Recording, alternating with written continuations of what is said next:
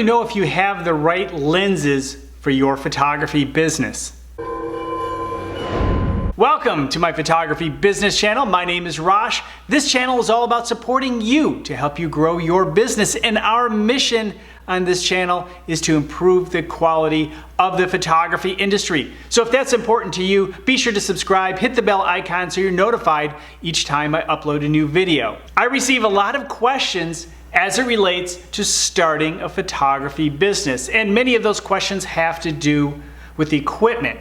And lenses are certainly a common theme among the questions. In other words, which lenses should I consider buying first? Do I just keep the kit lens? Do I invest in new lenses? How many lenses should I have?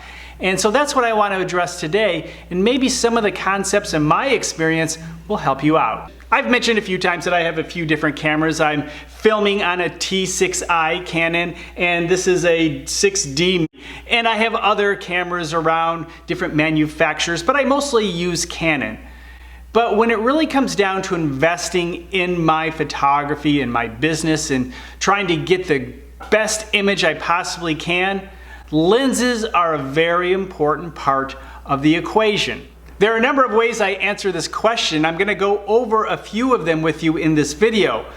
However, the first way I would approach it is looking at the overall range of lenses that you can afford right now. Meaning I would look at a good wide-angle lens, a mid-range lens, and a telephoto lens or long lens. In other words, you want to cover the full gamut from wide to long and make sure you're covered in most any situation that you might find yourself in. In some cases, you may be able to cover that wide to long in 2 lenses, and in some cases 1 lens. I don't like to go down to 1 lens to cover everything. There are some good lenses that do that. Maybe it's just my bias. I might go to 2 lenses and then look at the other way in which I consider buying lenses, is that having the wide lens, the long lens, and then a specialty lens. Now that specialty lens could be that 50 millimeter that's really fast. You can get a fast lens in a 50 millimeter for a reasonable price.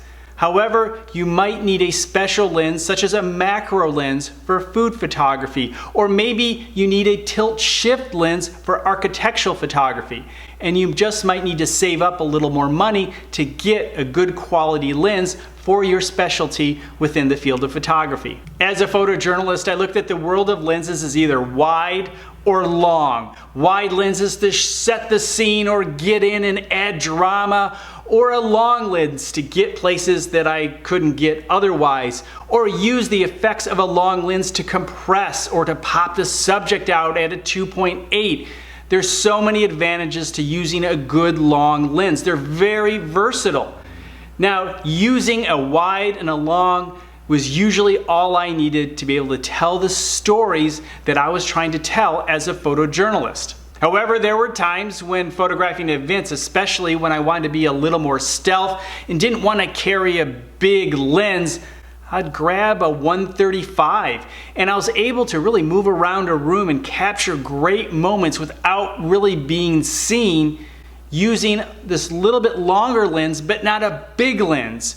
So there are many different reasons why you might want a mid-range lens. For example, an 85 millimeter lens for portraits. The 135 works really well, but an 85 is an excellent lens for portraits.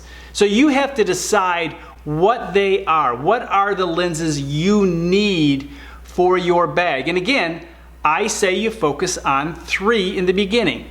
And if you need other lenses, well, you can test them out.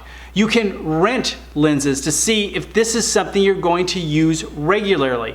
There are a lot of specialty lenses, but rather than collecting more lenses, I recommend that you invest in improving the lenses that you have. What is a better quality lens? Well, that generally comes with a price tag, which gives you a much clearer lens, meaning you're going to have sharpness all the way through from edge to edge with that lens. And quite often those lenses also have lower apertures. That's a good sign that it's a higher end lens, like a 2.8 all the way through. When you see a lens with 4 to 5.6, well, that's usually a lens that doesn't have the same level of quality that other lenses might with a 2.8 all the way through. Usually the glass is bigger, it's better, and the engineering is much better overall to give you sharp, clean images every time.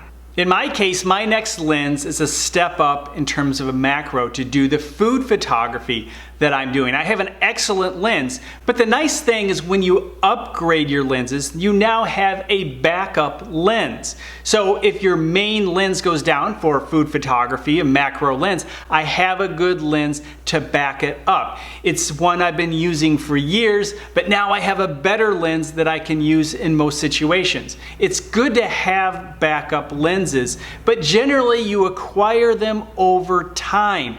And again, test out other lenses by borrowing them from other photographers. Be very careful. Or you can rent them from places such as borrowedlenses.com and other locations online. It's not a paid promotion, that's just one of the places I like to go. The right lenses for your photography business are having the highest quality lenses you can possibly afford that you use all of the time. And again, I would focus on 3. Have that wide angle, maybe that long lens, and then maybe a zoom lens for general use, such as at events. But maybe you have a specialty, so you need a really good portrait lens. And if portraits are 90% of what you do, then put all of your money in the portrait lens first.